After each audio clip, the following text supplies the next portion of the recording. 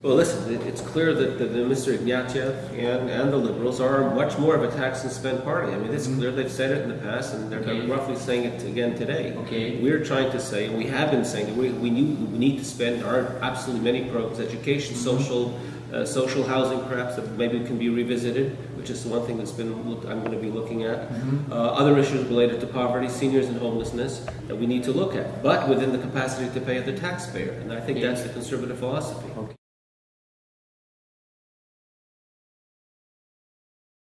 You've given me faint praise through the party of Mr. Kotler. I mean, Mr. Kotler is a good man, and he's no question he's a great defender of Israel over many decades, and he deserves praise for that.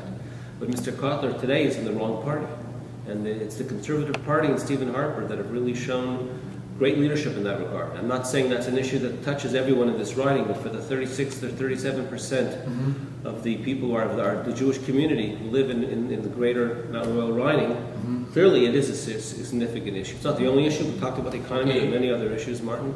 That is a significant issue. And Mr. Harper has shown exemplary leadership, much more so than the leader of the Liberal Party of Canada. Certainly the last few years, I mean, they've tried to correct certain errors or statements that they've made, and it's still lacking. I mean, Mr. Ignatieff himself has not been exemplary. Perhaps lately he had, but not what he said a few years ago. I don't want to have to always repeat those statements. Denny Kader is no friend of of Israel, and there are other people in that party that we have issues with, and I don't have those issues in the Conservative Party. On his human rights record, on anything to do with international relations, again, I haven't looked at all of his issues on the stuff related to the Iran Accountability Act, other things like that. I only have praise for Mr. Kotler, and I will continue to say that throughout the campaign. I do believe that I'm going to try to be a very strong local representative in this riding. I've shown that in 23 years of city council experience, 8 at the executive committee level, that I'm there for the people of all of this riding, TMR, Cote Snowdon, Cote St. Luke and Hampstead. I will be there for everybody on local issues. So I believe I'm going to try to emphasize that.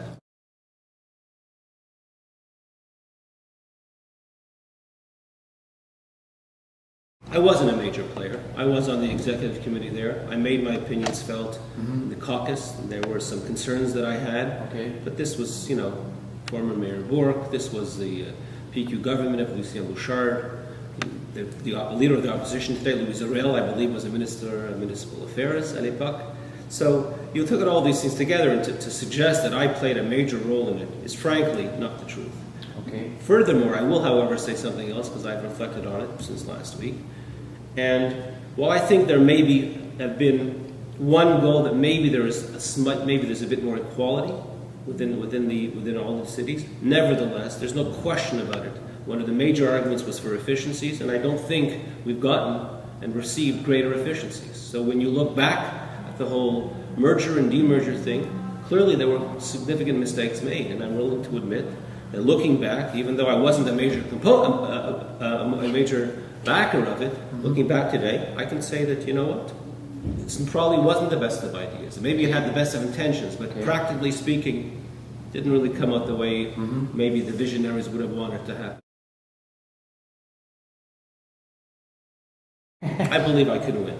I believe a lot of things have to come together, and I think in the first week, 10 days, it looks to me that things are beginning to come together.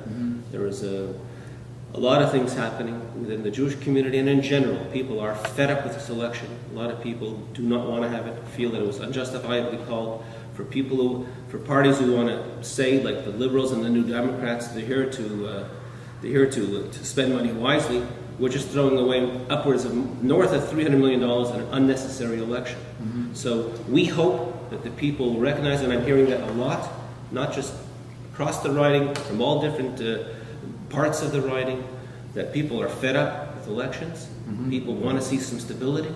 And I'm hopeful, and I wish that there will be a majority Conservative government elected on May 2nd, and Mont Royal being part of that government. And I think it's possible. Everything above board, I'll pull it all the stops. I'm running to win, and I think I have a decent chance to do it, believe it or not.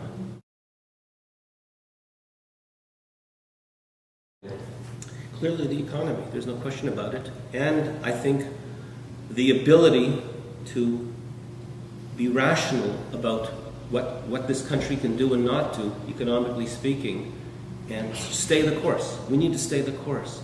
We've come out of this better than any of the G8 nations, and I think that's to the credit of Mr. Harper and our government. And I think the majority of the Canadian people will look at that and say, do we need change today? We don't need change. We need continued stability that we've had that has been disrupted by this election. And I think that's the major issue to me in the campaign, nationally.